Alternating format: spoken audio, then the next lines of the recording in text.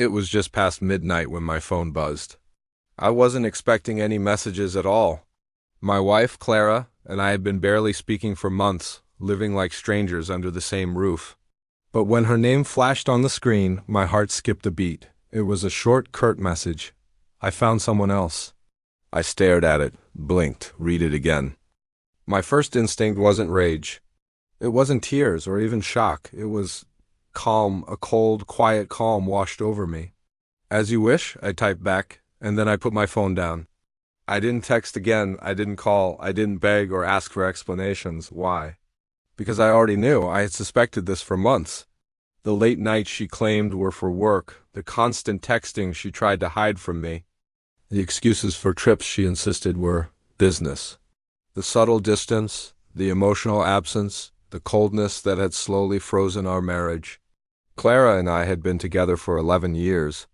On paper, we had it all: a beautiful house, a nice car, financial stability, and a daughter who was the absolute center of both our worlds. But behind the walls of that house, the love had crumbled into dust. I had tried, believe me, I had tried desperately to fix things. But she had already drifted away, far beyond my reach. Her message wasn't a cry for help.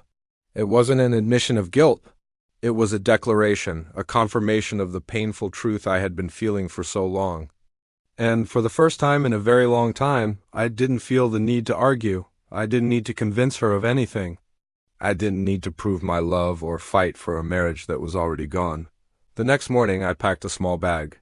Just the essentials, a few personal items, and a folder with important documents for the divorce I knew was coming. I made coffee, fed our daughter her favorite breakfast, and left a note on the kitchen counter. "Clara, I read your message. I understand. I'm taking our daughter and leaving. We'll discuss arrangements when you are ready to take responsibility for your actions, as you wish." I kissed my daughter on the forehead, told her we were just going on a little trip, and we drove away. The roads felt liberating, empty in a way I hadn't realized I needed. I wasn't running from pain. I was stepping toward clarity. Clara didn't call immediately. When she finally did start sending messages, pleading, begging, trying to manipulate me, I didn't answer. I let the silence speak for me. 3 months passed. In that time, she tried everything. Tearful apologies, grand promises, even claiming she couldn't live without me. But it was too late. I had already begun to reclaim my control. The calm, collected life I started to build for myself and my daughter became my fortress. The most profound realization wasn't about her betrayal, it was about my own freedom. Betrayal is crushing. Yes, but it also reveals who you are when everything else is stripped away. In that quiet aftermath, I discovered a resilience I never knew I had. I found a patience I didn't know I could summon, and a clarity I had been lacking for years. When the divorce proceedings finally began, Clara attempted to sway the court. She tried to cast me as unreasonable, to frame herself as the poor, abandoned victim, but the truth has weight. Documentation, her own text messages, her admissions, they all spoke much louder than any fabricated story she could tell. She tried her best to manipulate the situation, but she had severely underestimated the calm strength I had cultivated in the months since her midnight text.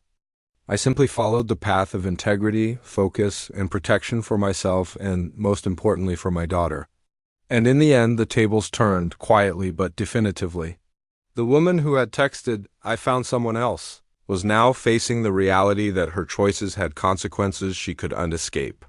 3 years later, I look back and realize that that single moment, the text, my quiet decision, that calm reply was the turning point of my life. Clara may have thought she was leaving me powerless, but in reality she handed me back my own power. I had chosen dignity over anger, clarity over chaos, and freedom over resentment. The daughter we share grew up in a home filled with stability, love, and respect, untouched by the selfish choices of her mother.